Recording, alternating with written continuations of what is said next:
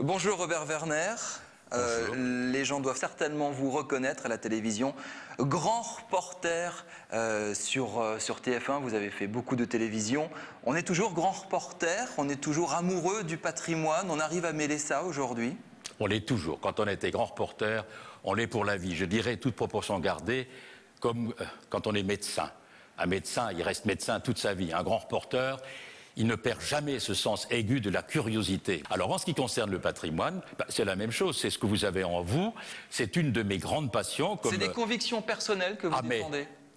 Voyez-vous, quand j'avais 15 ans, si vous permettez cette petite anecdote, même 14 ans d'ailleurs, j'écrivais au maire de Strasbourg en lui disant, à l'époque c'était Charles Frey, je crois, en lui disant « Pourquoi ce balconnet a-t-il disparu ?»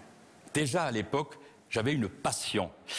Une passion pourquoi? Une passion parce que le patrimoine ne va pas sans l'histoire. C'est ce que je me tue à dire, de telle sorte que quand je faisais des grands reportages, on me disait, Patrick Poivre d'Arvor, pour ne pas nommer, ou Pernaut, ou qui vous voulez, Michel Cotta, me disait, Robert, pas de façade.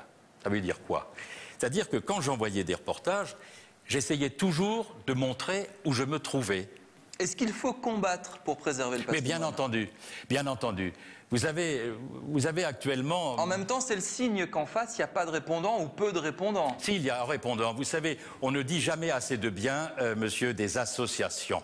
Certaines sont évidemment reçues dans les ministères, comme c'est le cas pour la mienne, si j'ose dire, la Société pour la protection des paysages. On se bat pour qu'on ne mette pas des éoliennes n'importe où.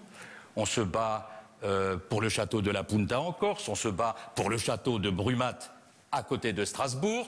Est-ce que le problème n'est pas que financier? Parce que justement, quand vous avez des portes ouvertes du patrimoine, c'est un succès phénoménal. Non, non, monsieur, il y a un problème financier, il y a un problème de volonté. On aime le patrimoine ou on ne l'aime pas, mais il faut bien dire que dans nos chères écoles, et aussi de la part des parents, on explique insuffisamment l'intérêt que représente le patrimoine. Est-ce que l'Alsacien, c'est du patrimoine en danger? Mais bien entendu qu'il est en danger.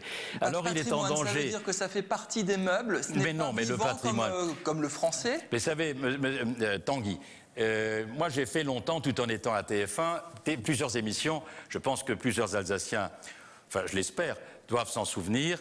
Mais l'Alsacien est évidemment du patrimoine. J'irais même beaucoup plus loin. Pour moi, il n'y a presque pas d'Alsace sans l'Alsacien. C'est une évidence, c'est la racine même, c'est ce qui fait...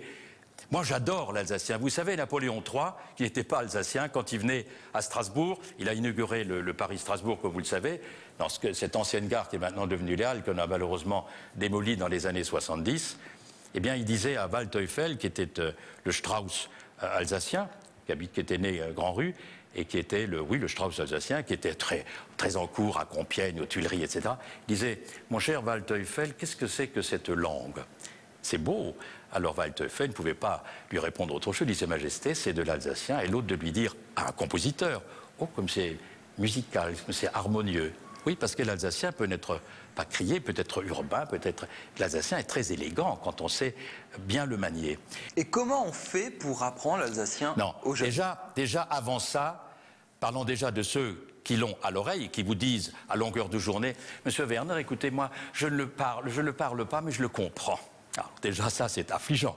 Bon, déjà cela, il faut le leur remettre à l'esprit et dans le cœur, évidemment, puisque quand on aime l'Alsace, on aime nécessairement l'alsacien. Ne perdent pas de vue l'intérêt que représente le dialecte alsacien.